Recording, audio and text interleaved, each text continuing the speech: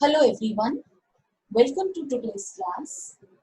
In today's session, we'll be learning how to pass the journal entry of adjustment entries. Fine.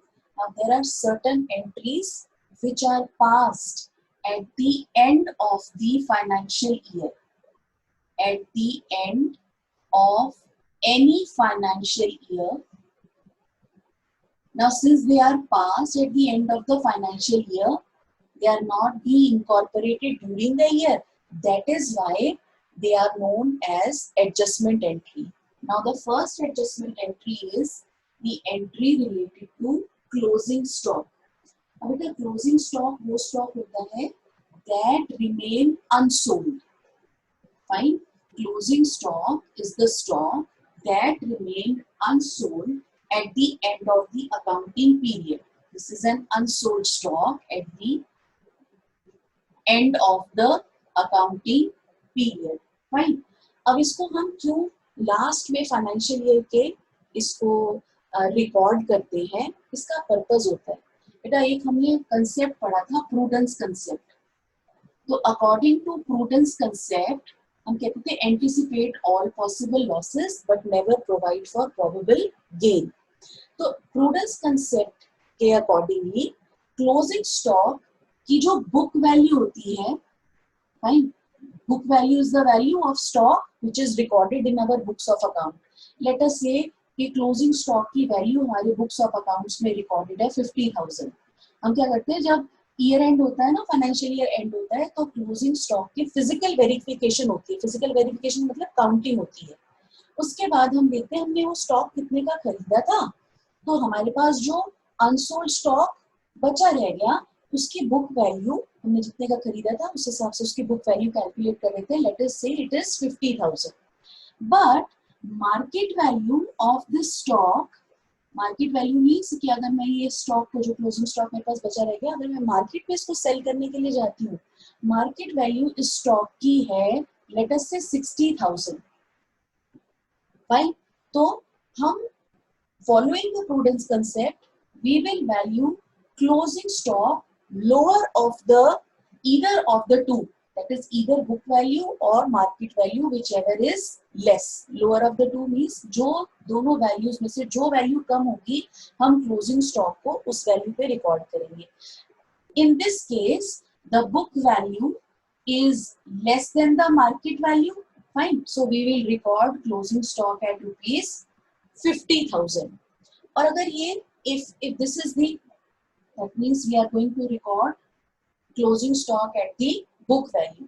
अगर ये opposite होता बेटा, क्या situation होती कि बुक वैल्यू क्लोजिंग स्टॉक की 50,000 है, जब हमने वैल्यू वेरीफाई करी और मार्केट वैल्यू क्लोजिंग स्टॉक की 40,000 है, तो इस सिचुएशन में क्या होता that here in this case, second case में your book value is greater than market value. So we are going to record the closing stock at the market value which is equal to 40,000. तो prudence concept कहता है कि आपने जो भी दोनों में से बुक वैल्यू और मार्केट वैल्यू में से जो भी वैल्यू कम होती है उस पे क्लोजिंग स्टॉक को रिकॉर्ड करना होता है. इसीलिए हम क्लोजिंग स्टॉक को during the financial year record नहीं करते.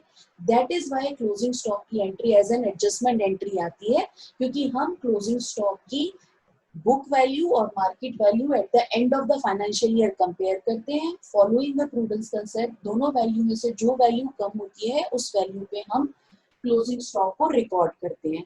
Now for continuing with the same example, market value 40,000 है, बुक वैल्यू 50,000 है क्लोजिंग स्टॉक की. तो let's record the closing stock at the market value and the journal entry to record the closing stock at the market value is closing stock account debited. अब closing stock को मैंने debit क्यों किया? Closing stock मेरा asset है, asset जब भी increase होता है मेरे बुक्स ऑफ अकाउंट में रिकॉर्ड होता है, डेबिट होता है. So closing stock account debited to trading account. Trading account, we prepare trading account as a part of my financial statement to know the performance of the business. Fine. So closing stock account debited to trading account and the value recorded in our books of account will be 40,000. I hope that this first adjustment entry is clear to all of you. Now let's see if it is the other way around. अब book value closing stock की 50,000 है, market value 60,000 है, ठीक है।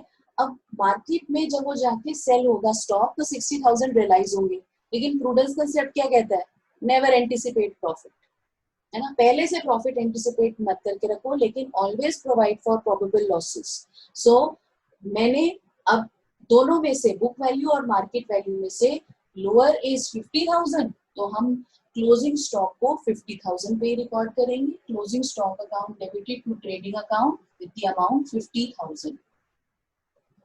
Fine.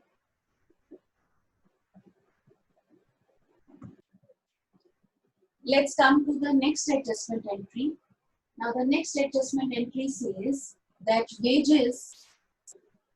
wages for the financial year 2019 and 20, wages for the financial year 2019 and 20 debited to wages account are debited to wages account.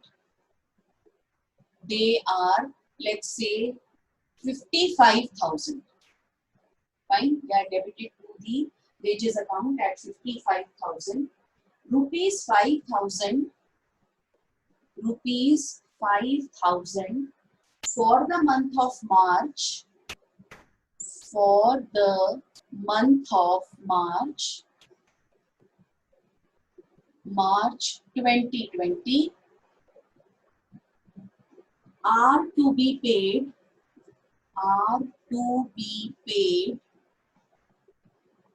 in April 2020. That means these rupees 5,000 are outstanding wages. These rupees 5,000 are outstanding wages. 5,000 are outstanding wages. Outstanding wages means that expense has been incurred but not paid in cash. Now 5,000 are outstanding wages. Now we are going to pass the journal entry as the outstanding wages. This is our liability, and liability, when it is increasing in our books of account, it is to be credited. And following the accrual basis system of accounting,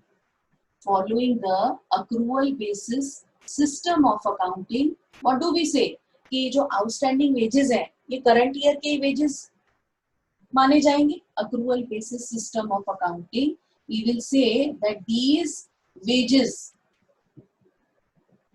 of rupees 5,000 which is not paid in cash, ये हमारे current year के ही हैं. They belong to the current financial year 2019 and 20.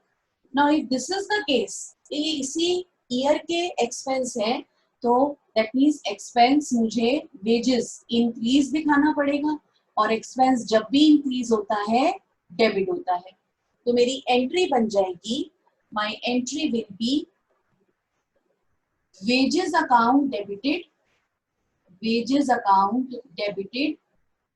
to outstanding wages account. Right? Wages account debited to outstanding wages account, and the amount will be 5,000. Amount will be 5,000.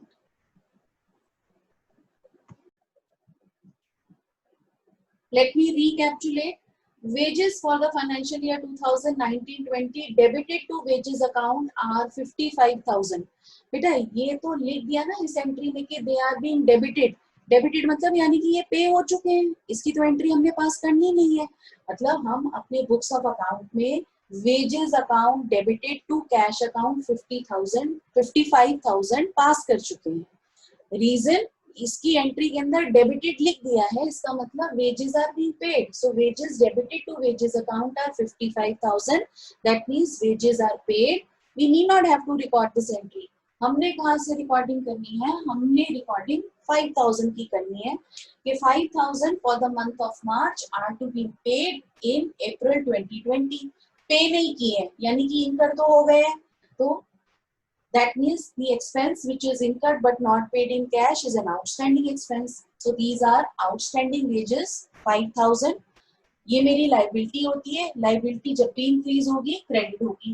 Accrual basis system of accounting क्या कहता है कि outstanding wages है यानी कि ये wages इनकर तो हो गए हैं, यानी कि वेजेस 5000 के करंट फाइनेंशियल ईयर 2019-20 में एज एन एक्सपेंस ट्रीट होंगे।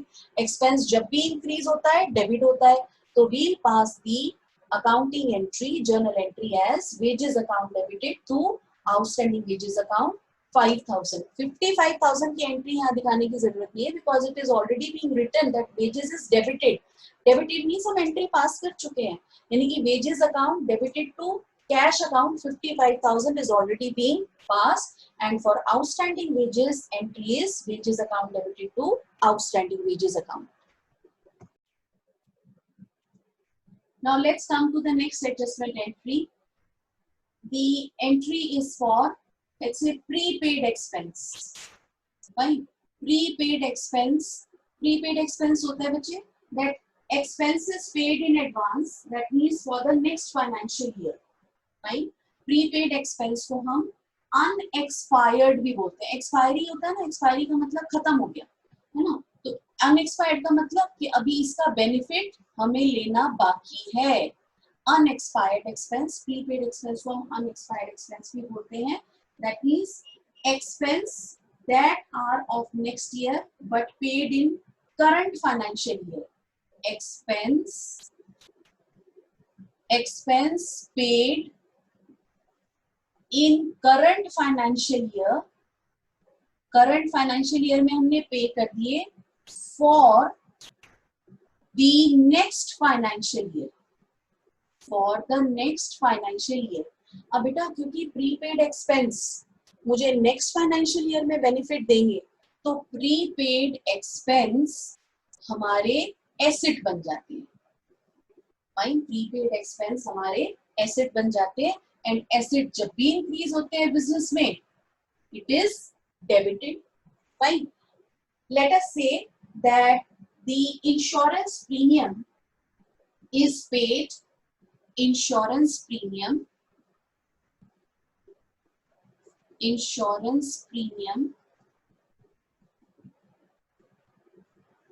paid,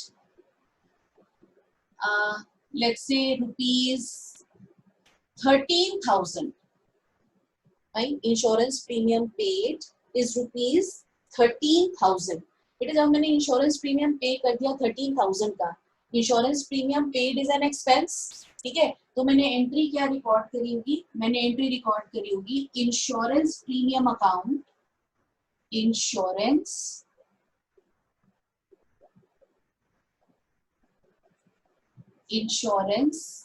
premium account debited to bank account. जब मैंने इंश्योरेंस प्रीमियम पे कर दिया तो मैंने एंट्री रिकॉर्ड करी होगी insurance premium account debited to bank account, amount is 13,000। Fine, अब देखो एक्चुअली में insurance premium paid is 1,000 per month. Financial year में हमारे 12 मंथ्स होते हैं, सो इंश्योरेंस प्रीमियम 12,000 का होना चाहिए था। Eight the end of the financial year it is being realized that 1,000 out of this 13,000 paid, 1,000 is advance for the next financial year. Fine. So out of rupees 13,000 paid, rupees 1,000 is unexpired। Unexpired का मतलब ये prepaid है, is unexpired insurance premium. ठीक है, तो what do we do now? अब ये जो 1,000 अनएक्सपायर्ड इंश्योरेंस प्रीमियम है, यानी कि 1,000 मेरा प्रीपेड एक्सपेंस हो गया। So prepaid insurance premium account will be debited. Reason being कि ये मेरा एसेट बन गया, एसेट इंक्रीज होते हैं डेबिट होते हैं। Fine, so the prepaid insurance premium account will be debited, and since 1000 doesn't belong to this current financial year, लेकिन मैंने तो एक्सपेंस अपना डेबिट कर दिया था, मैंने इंश्योरेंस प्रीमियम डेबिट कर दिया था 13,000 से, तो ये 12,000 से होना चाहिए था। तो 1000 रिड्यूस करने के लिए we will credit insurance premium account. देखो इंश्योरेंस प्रीमियम जब पे किया था तो 13,000 से डेबिट कर दिया, बट एक्चुअली में 12,000 ही, because insurance premium 1000 per month is the actual expense, तो ये 12,000 से होना चाहिए था। अब इंश्योरेंस प्रीमियम अगर 13,000 से डेबिट हो चुका है, जिसमें से 1000 प्रीपेड है, ठीक है, 1000 अनएक्सपायर्ड है यानी कि प्रीपेड है, तो 1000 prepaid insurance premium will become our asset. So the entry passed will be prepaid insurance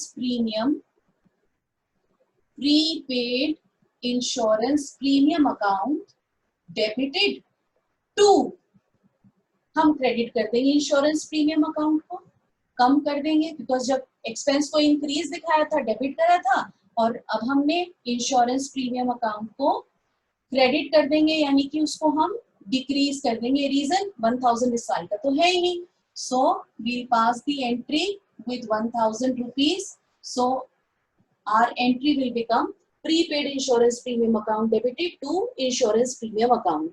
और अगर मुझे इसको जनरलाइज करना है तो मेरी एंट्री क्या बन जाएगी, जनरलाइज्ड एंट्री। ये तो अभी इंश्योरेंस प्रीमियम एक स्पेसिफिक एक्सपेंस पे किया हुआ है, इसी तरह सैलरी भी प्रीपे हो सकती है, रेंट भी प्रीपेड हो सकता है। सो जनरलाइज अगर हम करें इस एंट्री को तो हमारी एंट्री बन जाती है prepaid expense account debited to respective expense account. Fine, this is going to be our journal entry in case of prepaid expense. So entry is prepaid expense account to our respective expense account. Now let's proceed towards the next entry. It's accrued income. Fine. Next entry is for accrued income. अब accrued income जो होती है बेटा, वो क्या होती है, income earned but not received. Income earned मतलब इनकम हमने अर्न कर ली है but not received in cash, अच्छा कब रिसीव होगी कैश में, फ्यूचर में। मुझे ये इनकम जो मैंने अर्न कर ली है ये कब रिसीव होगी कैश में, फ्यूचर में। अब क्योंकि इसका बेनिफिट मुझे फ्यूचर में मिलेगा तो accrued income will be my asset मेरे बुक्स ऑफ अकाउंट में इंक्रीज हो गए because income is being earned but not received in cash, so accrued income will be my asset. जब इंक्रीज होगी डेबिट होगी। अब इनकम क्योंकि अर्न हो चुकी है, इनकम अर्न मीन्स अगर मेरी इनकम अर्न है दैट मीन्स इनकम इंक्रीज हो गई है। इनकम जब भी इंक्रीज होती है तो क्रेडिट होती है। So let's learn the journal entry. हम कहते हैं accrued interest is let's say rupees 3,500. what does it mean? that interest of rupees 3,500 has been earned but not received in cash. अब कब रिसीव होगा, फ्यूचर में receive होगा। so what will we do? we will open accrued interest account. So accrued interest account debited to interest account. Entry will be accrued interest account debited to interest account. Reason क्या होगा इसका? इसका reason होगा accrued interest मेरा asset है तो मैंने increase हुआ, डेबिट हो गया, एंड क्योंकि इनकम इस साल अर्न हो गई है इस करंट फाइनेंशियल ईयर में, इनकम जब भी इंक्रीज होती है क्रेडिट होती है following the accrual basis system of accounting. This income is earned though it is not received in cash, it will be recognized as increase in income. So income जब भी increase होगी credit होगी, मेरी entry बन जाएगी accrued interest account debited to interest account 3,500. See, likewise we can have accrued commission, we can have accrued income. ठीक है, तो every time if it is accrued commission, so entry will be accrued commission account debited to commission account. If it is any other income, accrued income account debited to income account. Fine. So here it is accrued interest, that means interest has been earned but not received in cash. So we have passed the journal entry accrued interest account debited to interest account.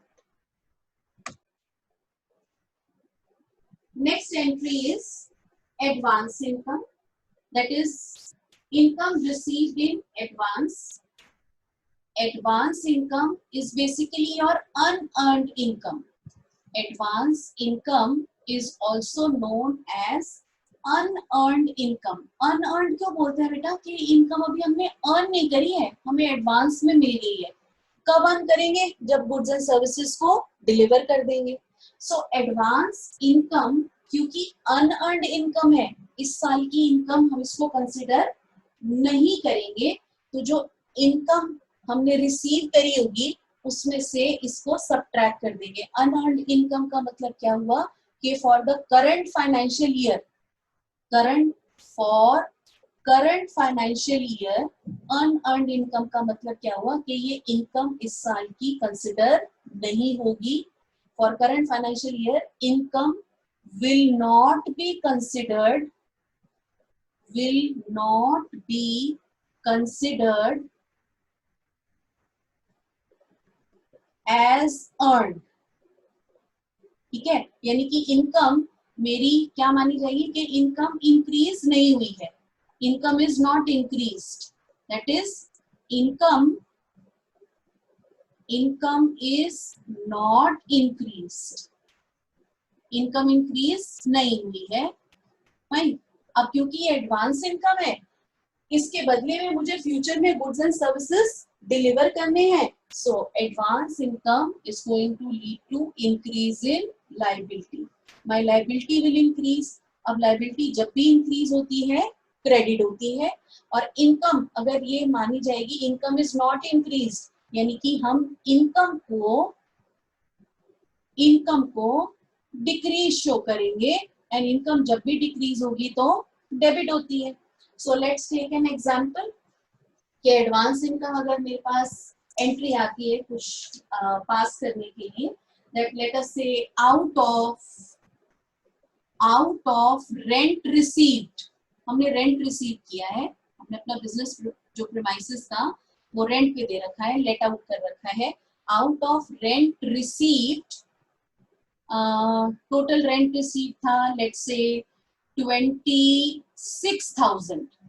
Fine. 26,000 का total rent receive कर लिया. ₹2,000 is received in advance. ₹2,000 is received in advance. हमने advance में ₹2,000 receive किए हैं. Fine. If this is the case, देखो मैंने rent तो रिसीव कर लिया है 2,000 एक्स्ट्रा. अगर मैं देखूं 26,000, तो दैट मीन्स अगर 2,000 पर मंथ हमारा रेंट पे होता है, सो 24,000 फाइनेंशियल ईयर का रेंट पेड आना चाहिए. But ₹2,000 is received in advance. 2,000 हमने एडवांस में रिसीव कर लिया. तो जो मैंने इनकम को क्रेडिट किया होगा जब रिसीव की होगी, तो let's decrease the income when decreased is debited. So my entry will be rent received account. मैंने इनकम को डेबिट कर दिया क्योंकि ये इस साल की इनकम मानी नहीं जाएगी, ये अनअर्न्ड इनकम है. To your advance rent account, and the entry will be recorded with the amount 2,000. The entry will be recorded with the amount 2,000. Again, I am repeating myself. Advance income is my unearned income, यानी कि इस साल की income earn में consider नहीं होगी. 26,000 में से 2,000 एडवांस इनकम थी. Now 2,000 if it is the advance income, that means the income of the current year should be reduced by ₹2,000 क्योंकि इस साल का तो है ही नहीं. So rent received will be debited to advance rent. Why advance rent? Advance rent will be treated as our liability क्योंकि इसका benefit हमें next financial year में receive होगा. So we'll write to advance rent account. अब बेटा अगर मुझे इसको जनरलाइज करना है तो मेरी एंट्री क्या बन जाएगी? Income account debited to advance income account. It will be income account debited to advance income account. Now the next adjustment entry is for giving interest on capital. Fine. So let's say interest on capital. Interest on capital. It is allowed. Interest on capital is allowed, and it's given that interest on capital allowed on capital, the amount given is 1,000. Fine. Now interest on capital is given by business to the owner. देखो बेटा business देता है owner को, ठीक है. देखो owner business को capital देता है. Owner gives capital to the business, and क्योंकि हम बिजनेस एंटिटी कंसेप्ट फॉलो करते हैं तो हम ये क्या कहते हैं कि बिजनेस जो है वो ओनर को इंटरेस्ट ऑन कैपिटल देगा. तो बिजनेस के पॉइंट ऑफ व्यू से interest on capital will be an expense. Business के पॉइंट ऑफ व्यू से interest on capital will be expense, और एक्सपेंस जब भी इंक्रीज होता है डेबिट होता है. ओनर क्या कहता है? फाइन, कि आपने इंटरेस्ट ऑन कैपिटल देना है, आप क्या करो, इंटरेस्ट ऑन कैपिटल मुझे कैश में नहीं, मेरी कैपिटल बिजनेस में इंक्रीज कर दो. तो कैपिटल जब भी इंक्रीज होती है बिजनेस में क्रेडिट होती है. तो मेरा एंट्री बन जाती है बेटे, इसमें एंट्री बन जाएगी. The journal entry which we are going to record is expense increase होता है डेबिट होता है, तो interest on capital debited, interest on capital account debited. Capital increase हो रही है to capital account, to capital account, and the amount will be 1,000. Fine, amount will be 1,000. Now the last entry for the day is interest on drawings. Fine. So interest on drawings.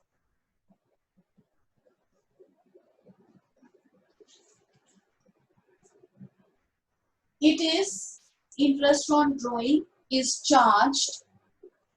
Interest on drawing is charged. Let's say the amount is charged on drawings of the owner.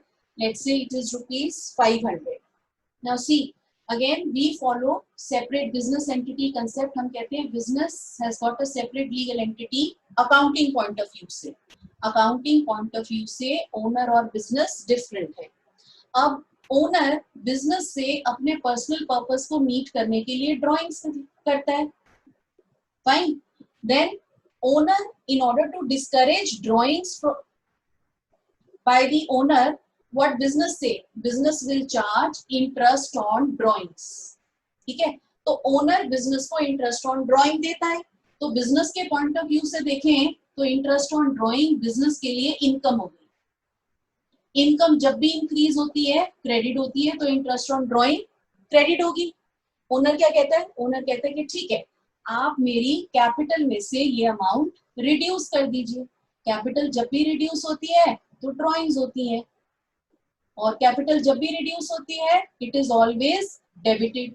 So my entry for recording interest on drawing charge 500 will be drawings account debited because the capital is reduced. Drawings account debited to interest on drawings account, to interest on drawings account, and the amount will be 500. I hope all the adjustment entries which we have discussed today is clear to all of you. That's all for today from my side. Thank you very much.